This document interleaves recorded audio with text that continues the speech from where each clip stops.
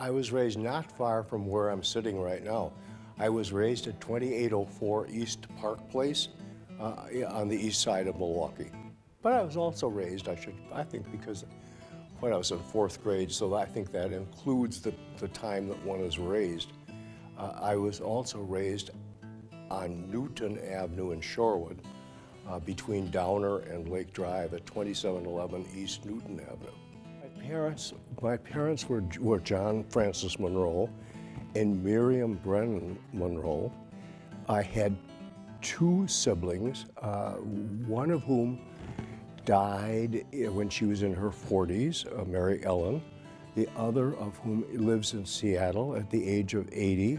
And on the Monroe side, my dad's mother and father are both of Irish extraction, and they too came in 1848, or about that time, but they didn't come here. The first Monroes who came to this country worked on the Erie Canal and got some capital together, and then came to Wisconsin and went to Washington County, north of here, and went into farming, because that was all they knew. I'm told that they could not read or write, but they knew how to operate a farm. And we do know where in Ireland they came from. One, Bailaborough in County Cavan, and my grandmother's family came from County Cork.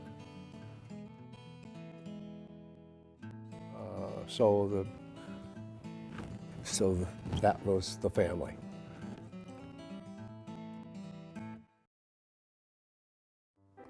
I've met some very famous people. When you were turning on the lights just now, I was conscious of the fact I once interviewed a guy named Richard Nixon. He was running for the presidency, and at that time I had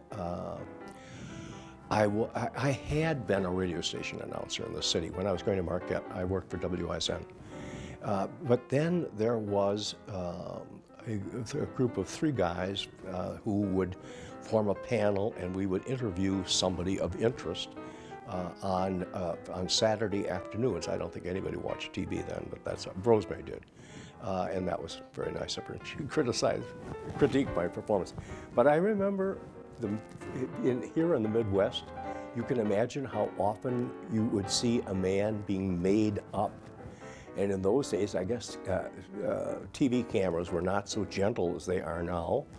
And I saw this guy being made up, and I thought that's the most bizarre thing I've ever seen. But he traveled when he was campaigning for president. He traveled with some lady who made him look nice. But I also remember, I shouldn't make a political statement, but I'm going to make it anyway. I remember coming home and telling Rosemary, I think I just met the biggest phony I've ever met. Richard Nixon was not anybody who impressed me. I met Eleanor Roosevelt, the wife of Franklin Roosevelt. I met Clement Attlee, the guy who unseated Winston Churchill as Prime Minister of Great Britain. I've been fortunate that way. Oh, I know one of the most famous people I ever met was Elizabeth Taylor. And I did something very intimate with Elizabeth Taylor, which I'm willing to confess to. I had taken a sucret, do you know what that is? A throat lozenge, out of my pocket and put it on my tongue. My throat was dry. And she spotted the little tin can. The sucrets in those days came in a tin can. I don't even know if they're on the market today. And she said, could I have one of those?